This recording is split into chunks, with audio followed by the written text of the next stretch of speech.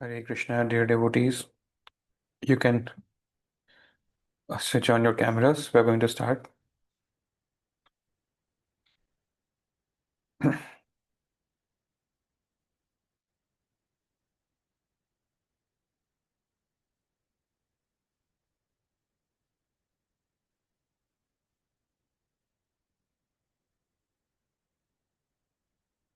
Hmm.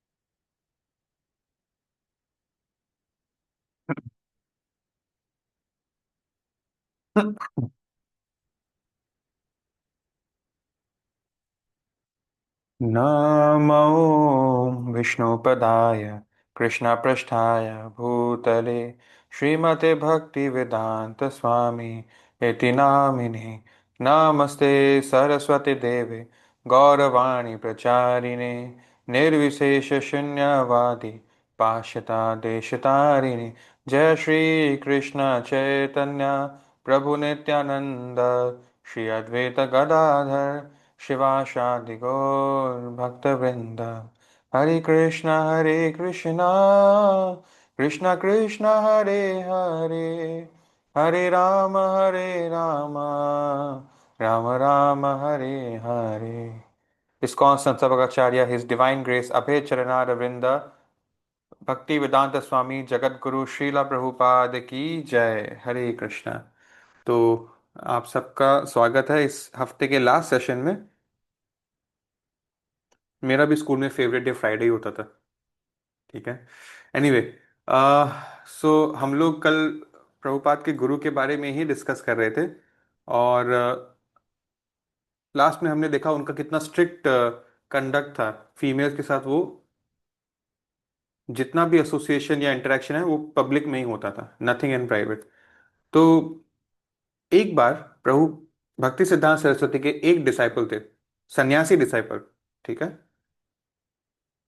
उनकी जो भी पुरानी बीवी थी वो उनको वापस बहला फुसला कर वापस फैमिली लाइफ में ले आई, और मतलब पूरे गौड़िया मठ के इंस्टीट्यूशन से ही बाहर निकाल दिया।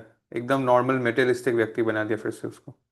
तो जब उन्होंने कृष्ण भक्ति छोड़ा और ये बात भक्ति सिद्धांत सरस्वती को पता चली, तो वो बहुत रोए उस एक सन्यासी के लिए। और वो रो इसलिए because he was very certain कि that sannyasi was going to have his last birth. He was surely going to go back to Godhead. But now that he has faced a downfall, अब क्या होगा, अब पता नहीं और कितना life time wait करना पड़ेगा। So he was lamenting that he was unable to save that soul. लेकिन फिर भी इसका ये मतलब नहीं है कि कोई अगर कृष्णा कॉन्शियस फैमिली लाइफ में रहता है तो वो गलत है। क्योंकि ये भक्ति सिद्धांत सरस्वती ही है जो बोल रहे हैं, I would have had sex hundreds of times if I thought that I could raise Krishna conscious children like my father did. ठीक है। बट उनके लिए naishtik brahmachari sannyasi was the way of life that suited him. So he never ever thought of having a married life. So it's not a problem to have intercourse in married life if the purpose is to beget krishna conscious children। ठीक है। Next, तो हम देख सकते हैं कि कैसा इनका भाव है। जब कोई सन्यासी मूवमेंट छोड़ देता था तो ये उनके लिए रोते थे, ये सोचकर कि he was surely going to go back to Godhead. But अब जो है वही प्रोसेस स्लो हो जाएगा शायद उनके लिए, बिकॉज उनका डाउनफॉल हो गया। Not because that he married but because he left Krishna consciousness entirely. Now वो अपने ब्रह्मचारीज को बाहर बुक डिस्ट्रीब्यूशन के लिए भेजते थे।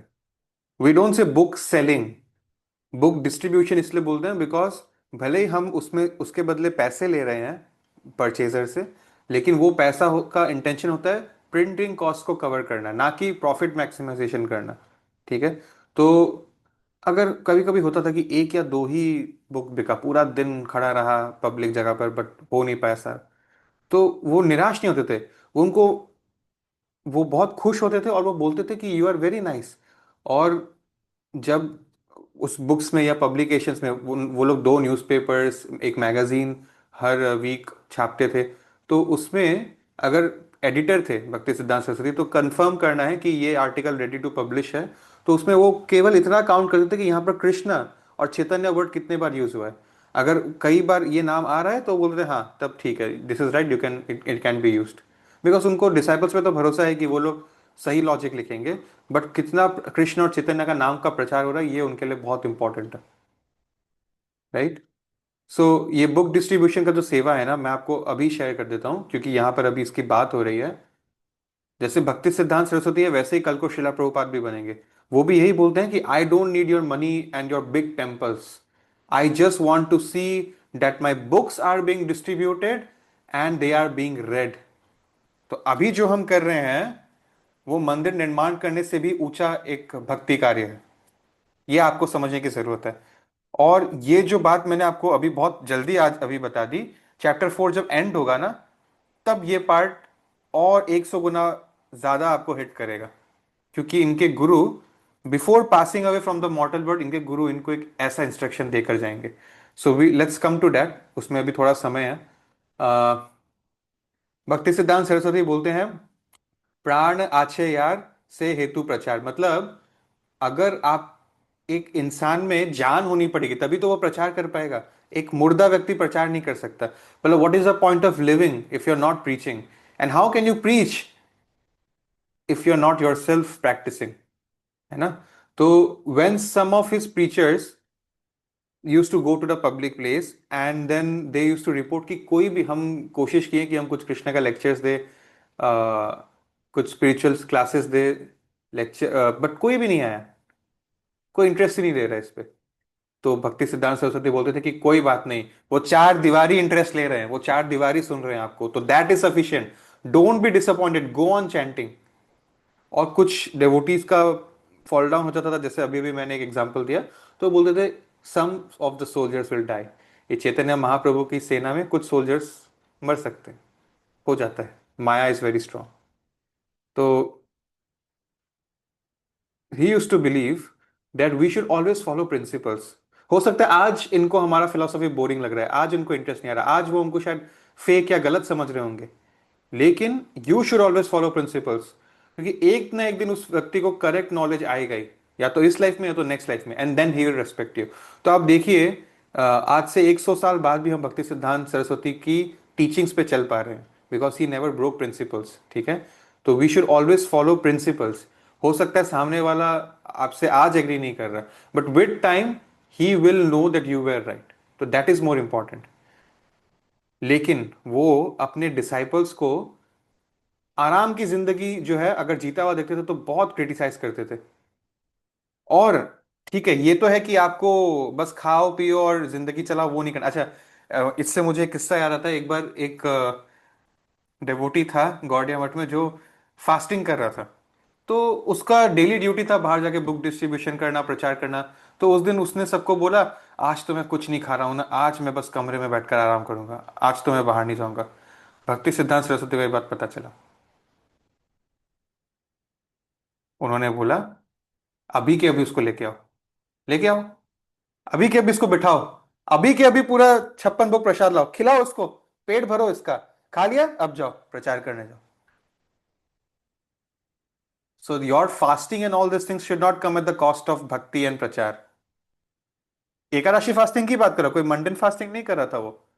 बट अगर आपको ऐसा लगता है कि फास्टिंग करने का मतलब के वजह से आपको दिन भर बिस्तर में बैठ के फोन चलाना पड़ेगा एक ऑस्पिशियस डे में, तो मत करो फास्ट। खाओ पियो लेकिन सेवा करो। जैसे जन्माष्टमी होता है ना, उसमें उस दिन बहुत तो फास्टिंग रखते हैं, इसलिए मंदिर में सेवा देने नहीं आते। What is this logic, right. तो you should remember this story. Actually मैंने देखा है सीनियर डेवोटीज को, they always quote this incident whenever they find some नमूना लाइक दिस। ठीक है। ओके। लेकिन एट द सेम टाइम जैसा कि मैंने बोला कि इजी गोइंग लाइफ नहीं चाहिए कि खाओ पियो ऐश करो, हाँ फास्टिंग करो। At the same time seclusion में ये सब ऑस्टेरिटीज मत करो कि अकेले अकेले मैं रूम में बैठकर फास्टिंग करूंगा दिन भर, भक्तों का संग नहीं करूंगा, ये सब गलत है।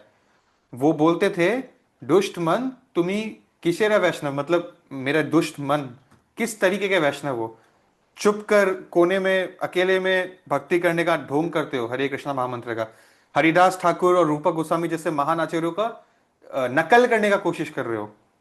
बट असल में तुम्हारे मन में सिर्फ हमेशा विमेन और मनी ही चलते रहता है, directly indirectly. So your mind is filled with dirty things. So your bhajan means your भक्ति सिंपली चीटिंग. तो वो ये बोलना चाह रहे हैं कि ये बहुत बड़े आचार्यस होते हैं, जैसे इनके गुरु थे गौर किशोरदास बाबा जी, जो लोग अकेले में रह के भक्ति कर सकते हैं. But that is something very rare people can, souls can do. You and I are not meant for this. We are always meant to stick together. झुंड बना के चलो. डेवोटी एसोसिएशन के बिना we will slip. That is why we need. जैसे ये book मैं घर पे अकेले भी पढ़ सकता था, but we need to read it together. मैं कभी चैप्टर 4 पे नहीं पहुंच पाता इन 3 हफ्तों में. है ना, आज मैंने जोश जोश में 10 पेज पढ़ डाले, फिर 10 दिन तक मेरा एक पेज नहीं हुआ. बट ये आप अभी, जैसे मुझे नींद आ रही थी आज, ठीक है, बिकॉज दिन थोड़े भी देर के लिए सुबह रेस्ट नहीं मिला सुबह से अभी तक. तो नींद आ रही थी, बट 2 मिनट सोकर फिर उठा, फिर लैपटॉप खोला, वही मुंह धोकर जबरदस्ती बैठा कि सुबह का प्रिपरेशन है, अभी सेशन देना है. तो ये आपके वजह से हो पा रहा है. So this happens when we are together, वरना इट इज नॉट पॉसिबल. ना मेरे लिए ना आपके लिए. ठीक है. ऑलराइट.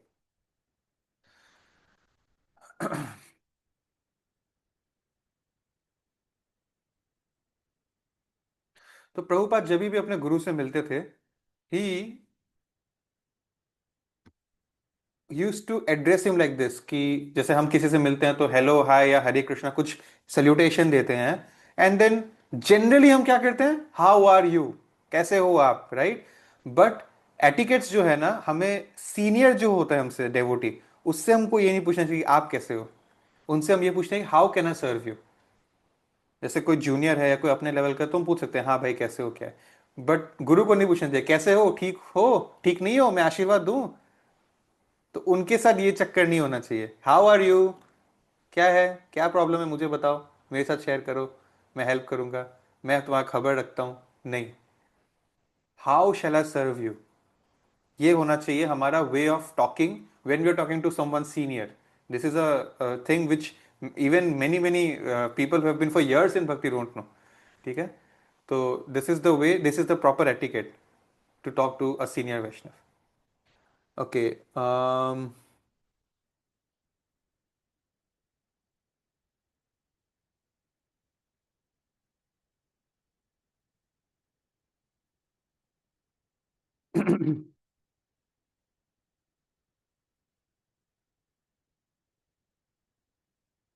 ठीक है. तो अब प्रभुपाद के बिजनेस एस्पेक्ट पे आते हैं उनके लाइफ के. तो भक्त, जो इंडिया का ना सबसे बड़ा मेडिकल कंपनी था बंगाल केमिकल, उन्होंने अभय को एक ऑफर दिया. बहुत अच्छा ऑफर दिया था.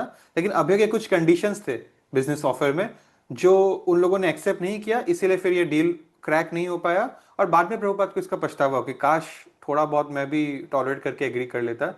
लेकिन फिर भी प्रभुपाद निराश नहीं हुए, क्योंकि बचपन में उनको एक एस्ट्रोलॉजर ने बोला था कि वो एक समय पर इंडिया के रिचेस्ट व्यक्तियों में से एक बनेंगे, राइट. तो और वैसे भी वो इस लाइन में बहुत इंटेलिजेंटली आगे बढ़ रहे थे, तो उनको होप था कि ये नहीं तो कुछ और हो ही जाएगा मेरे लाइफ में. लेकिन प्रॉब्लम ये था कि इतने समय जो अभय का बिजनेस इतना सक्सेसफुली चल रहा था, इसमें एक इश्यू ये आ रहा था कि इतने ट्रैवलिंग में उनका डेट भी भर रहा था. मतलब बहुत सारे लोगों से पैसा मिलना बाकी था उनके क्लाइंट से, जो अभी तक मिला नहीं था, होता है ना.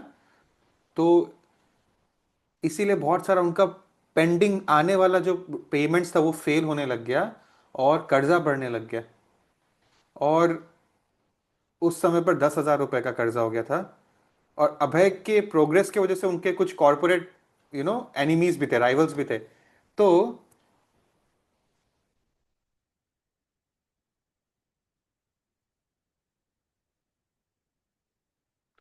अभय को जो उनके पिता के फ्रेंड ने एक पोजीशन दिया था, इफ यू रिमेंबर, एक हेड पोजीशन दिया था, इसकी वजह से बहुत लोग उनसे जेलस थे.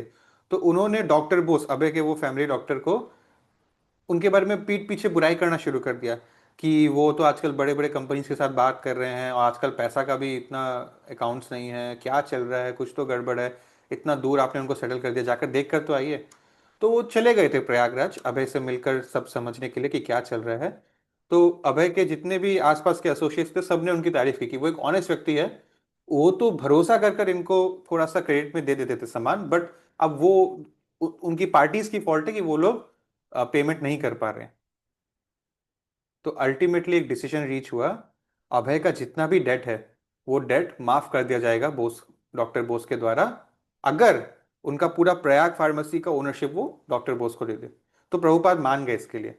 जितना भी प्रभुपाद का डेट था वो क्लियर हो गया, और कुछ सरप्लस मनी भी उनको मिल गया, सक्सेसफुली हुआ एट द एंड। लेकिन अब अभय के पास कोई जॉब नहीं है आज के डेट में, ठीक है। तो अभी उनको आगे का पैसा कमाने के लिए तो कुछ जॉब चाहिए ना। तो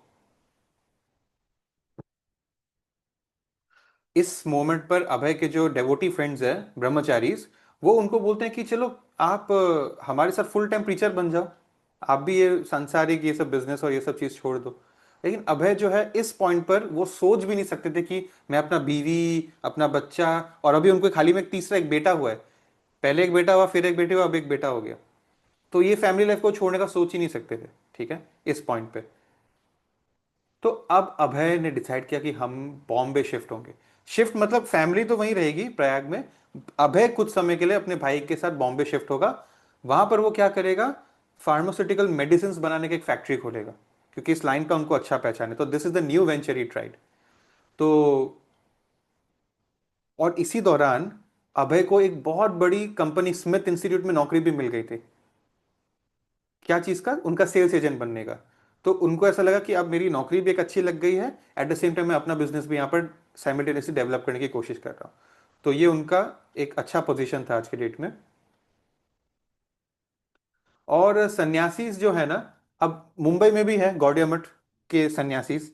हालांकि मुंबई में अभी गौड़िया मठ का टेम्पल नहीं बना है, तो अगेन वहां पर जो सन्यासीज रह रहे थे गौड़िया मठ के, तो although they were in a superior position, but they had to look to Abhay for help जहां पर फाइनेंशियल चीजों की बात आती थी। और इसमें अभय कभी भी अहंकार नहीं करता था। जैसे जब कोई, हम अक्सर सोच सकते हैं कि हम तो पैसा कमाने वाले लोग हैं, ये बड़े बड़े जितने भी ये संत महात्मा, ये तो हमारे ही डोनेट किए हुए पैसों पर चल रहे हैं। ऐसा नहीं सोचना चाहिए, ठीक है। तो इन लोगों ने मिलकर डिसाइड किया कि हमको यहाँ मुंबई में भी कुछ कौड़िया मठ का एक सेंटर खोलना है।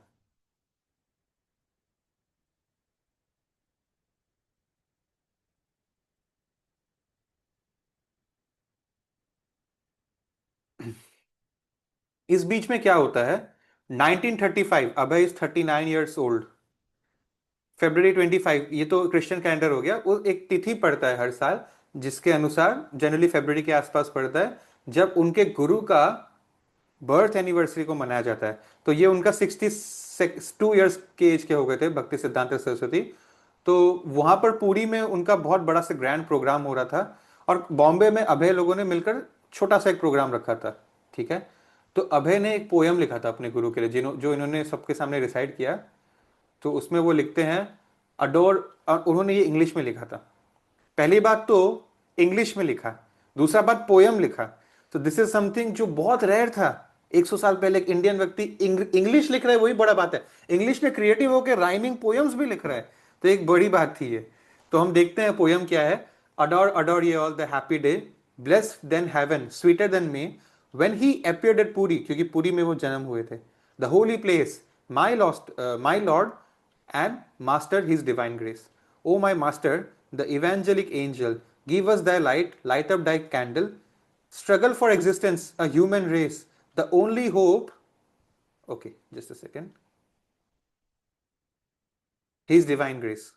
Misled we are all going astray. Save us, Lord, our fervent pray. Wonder thy ways, to turn our face, adore thy feet, your divine grace. Forgotten Krishna, we fallen souls, paying most heavy the illusion's toll. Darkness around all untraced, the only hope his divine grace. Message of service thou hast brought, a healthful life as Chaitanya wrought. Unknown to all, it's full of grace.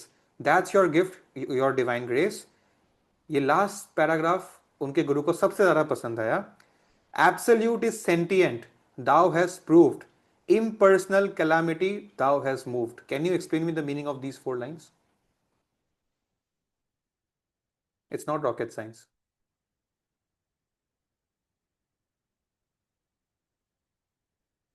Try.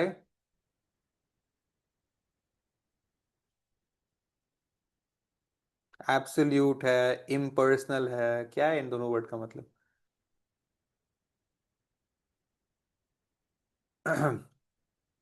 99% people are Mayavadis. They believe the God is formless, shapeless, sizeless, unseeable, untouchable, unsensible. He's just a ray of light. He's there. There is some divine power, but it does not have any forms, shape, and size. तो भगवान का एक absolute form है, ये ब्रह्म बोलते हैं। और ब्रह्म से संप्रदाय में आने वाले हर आचार्य, चैतन्य महाप्रभु, भक्ति सिद्धांत सरस्वती, सब इसको बोल रहे हैं। देन इम्पर्सनल नोशन जो है, ये कैलामिटी इस दुनिया में। सबको ऐसा लग रहा है कि भगवान इम्पर्सनल है, इस चीज को उन्होंने हिला दिया है और उन्होंने प्रूव कर दिया है कि भगवान एब्सोल्यूट है। This gives us a life undue and fresh, worship thy feet your divine grace. Had you not come, who had told the message of Krishna forceful and bold? That's your right, you have the mace, save me a fallen, your divine grace. The line of service as drawn by you is pleasing and healthy, like morning dew, the oldest of all, but in new dress, miracle done, your divine grace. ये speech देखिए, मैंने ये पहले दूसरे sessions में बोला, अब इस सेशन में मैं बोलना चाहूंगा कि अक्सर हम सोचते हैं कि रिलीजियस गाने या रिलीजियस कुछ भी कोट, या आजकल तो रैप भी आ गया है, ये सब सुनना भक्ति का हिस्सा है, बट ऐसा नहीं है। जब कोई अथॉरिटेटिव आचार्य, जैसे यहाँ प्रभुपाद का ये पोयम है, या जो गुरु परंपरा में जितने लगे, जैसे Bhakti Vinod Thakur used to write many poems, जिसको आज हम मंदिर में कीर्तन के हिसाब से भी गाते हैं। These are authentic. इनको श्रवणम करने से आपका हार्ट सच में ट्रांसफॉर्म होगा। लेकिन जो मंडेन यूट्यूब में या स्पॉटिफाई में कुछ कुछ धार्मिक के नाम पर बज रहे हैं, वो बस एंटरटेनमेंट के लिए है, उसका कोई स्पिरिचुअल मोल इसके सामने तो एकदम भी नहीं है। हाँ, उसमें भगवान कृष्ण का नाम लिया जा रहा है, नो डाउट, हरि नाम लिया जा रहा है, लेकिन अथॉरिटेटिव मीनिंग नहीं है उसमें, क्योंकि वो किसी मंडेन आर्टिस्ट ने लिख दिया है। उससे हृदय की शुद्धि नहीं होगी, उससे बस कान को मजा आएगा, सेंस ग्रेटिफिकेशन। ठीक है, इस फर्क को समझना जरूरी है। So it was authoritative philosophical preaching because Prabhupada has road it. ठीक है,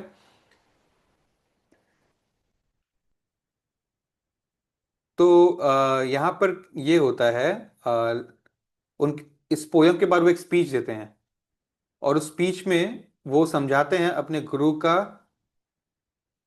आदेश का जो सारांश है, उसको समझाते हैं कि हम लोग कलयुग में आ गए हैं और हमको लगता है material advancement he progress of life है, लेकिन spiritual advancement is the prime necessity of human life, और हाईएस्ट ह्यूमन सिविलाइजेशन का क्राइटेरिया है।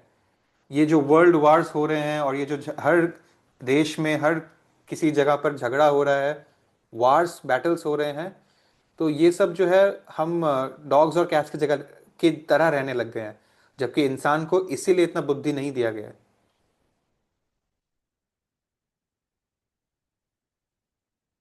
और वो बोलते हैं कि India, okay, this is the line, India का real gift to the world is this transcendental knowledge, ये दिव्य ज्ञान।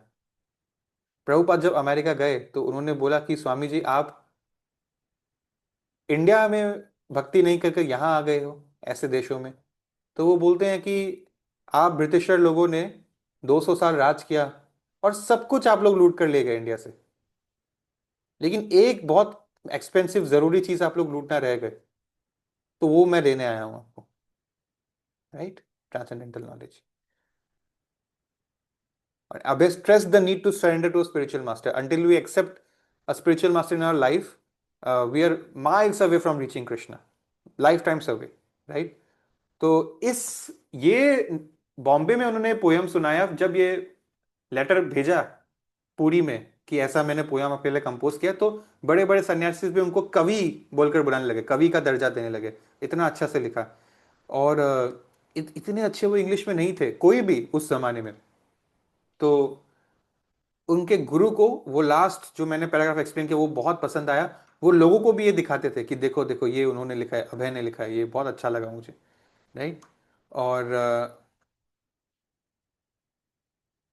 अपने एडिटर को, हेड एडिटर को उन्होंने एक इंस्ट्रक्शन दिया कि अभय जो भी लिख कर लाता है उसको बिना स्क्रूटिनी के पब्लिश कर देना। He was that impressed and that trusting to Abhay, right. तो अभय के, now we can maybe end the session, time हो गया है।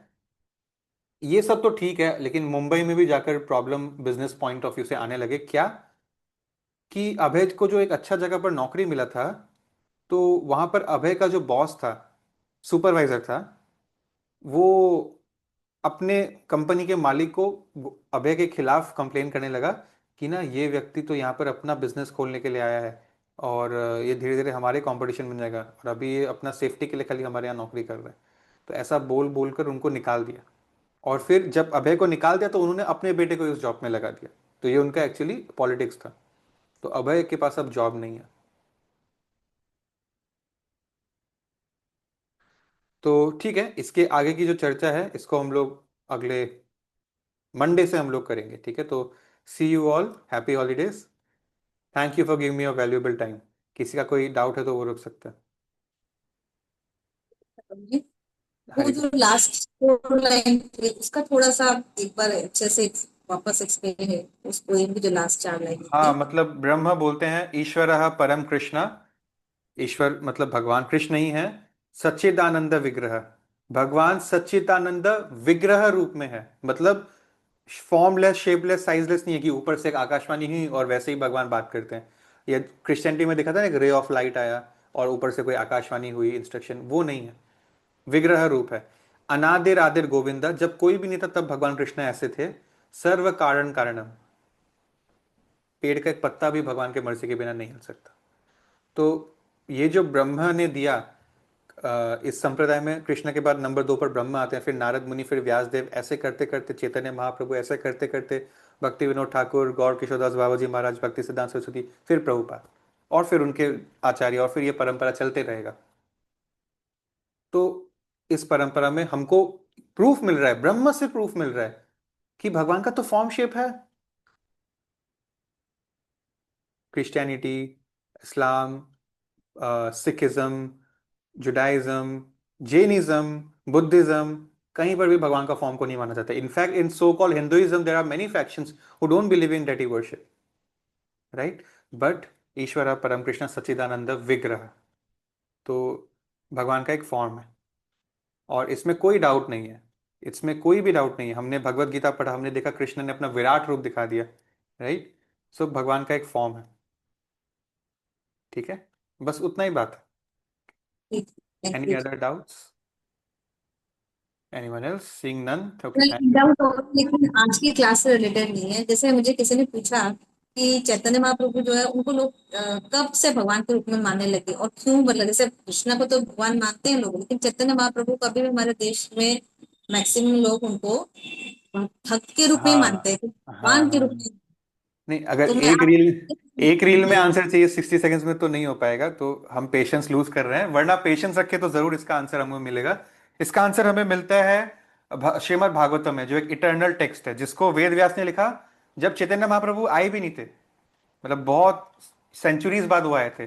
तो क्या लिखा कि भगवान मेटेरियल वर्ल्ड में हर युग में एक कलर का इंकारनेशन लेते हैं। सत्य युग में रेड था, त्रेता युग में व्हाइट था, द्वापर युग में ब्लैक था, तो कृष्ण ब्लैक आए थे हिमसेल्फ, और कलयुग में येलो था। तो ये तो अपना मटेरियल वर्ल्ड हो गया। हर मटेरियल वर्ल्ड एक अपना मल्टीवर्स ऑफ टाइमलाइन में चल रहा है। तो कहीं कहीं पर चैतन्य महाप्रभु आके चले गए और अभी कल की अवतार चल रहा होगा, कहीं पर अभी नरसिंह अवतार ही चल रहा होगा, कहीं पर राम अवतार चल रहा होगा, हमारे यहाँ पर बुद्धा चले गए हैं और कल की बाद में आएंगे। तो हमारे वर्ल्ड के टाइमलाइन के हिसाब से पहले से प्रिडिक्टेड था कि चैतन्य महाप्रभु आने वाले हैं। और वो कैसे आए? Krishna came in Kaliyuga as Chaitanya Mahaprabhu in the mood of Shrimati Radha Rani, his greatest devotee. और अद्वैत आचार्य मतलब शिव जी, जिनका इंकारनेशन है अद्वैत आचार्य, उन्होंने प्रे किया था कंडीशन देखकर कलयुग की। उन्होंने प्रे किया था अपने शालीग्राम डेटीज को कि प्लीज भगवान आप आइए वापस, हमारे बीच आइए, और हमें वापस से कलयुग में कृष्ण भक्ति का जो है, भक्ति योगा का मार्ग दिखाइए। तो कलयुग का युग धर्म एस्टैब्लिश करने के लिए चैतन्य महाप्रभु आए, और उन्होंने